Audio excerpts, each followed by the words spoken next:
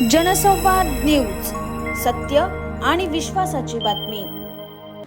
गांजा विक्रीसाठी आलेल्या तरुणाला पोलिसांनी बेड्या ठोकल्या आहेत। त्याच्याकडून तब्बल 1 किलो 290 ग्रॅम वजनाचा गांजा जप्त करण्यात आलाय।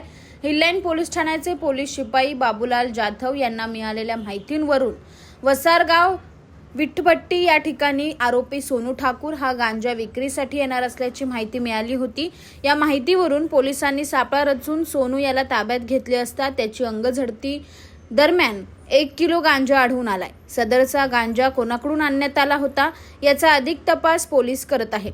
दरम्यान सोनू ठाकूर हा सराईत आरोपी असून त्याच्या विरोधात यापूर्वी देखील गुन्हे दाखल आहेत। दिनांक 17/11/2024 रोजी रात्रीच्या वेळेस 8च्या सुमारामध्ये खास बातमीदार यांच्याकडून बातमी मिळाली।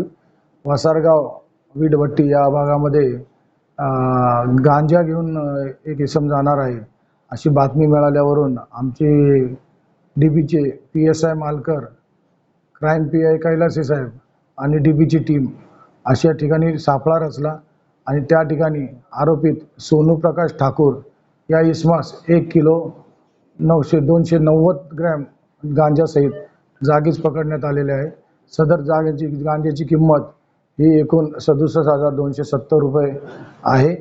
सदर आरोपित याला गुन्ह्यामध्ये अटक केली। सदर बाबत हिलँड पोलीस स्टेशनला 839/24 नार्कोटिक्स प्रमाणे गुन्हा दाखल आहे। सदर आरोपी त्याची पोलीस कस्टडी रिमांड घेण्यात आलेली आहे। सदर आरोपी त्याच्या रिमांड मुदतीमध्ये माहिती काढली तर त्याच्या विरुद्ध मध्यवर्ती police station, Mahatma Gandhi police station, Mahatma Phule police station, Vitthalwadi police station, Kolshewadi police station अशा ठिकाणी चोरीचे गुन्हे दाखल आहेत। सदर आरोपीत हा सध्या पोलीस कस्टडीमध्ये आहे। हा गांजा कुठून आणणार, कोणत्या विक्री करणार काय माहिती? सदर गांजा कुठून आणला त्याबाबत चौकशी चालू आहे। त्याबाबत नंतर आपल्याला माहिती देण्यात येईल। आकाश सहाने, जनसंवाद न्यूज, उल्हासनगर।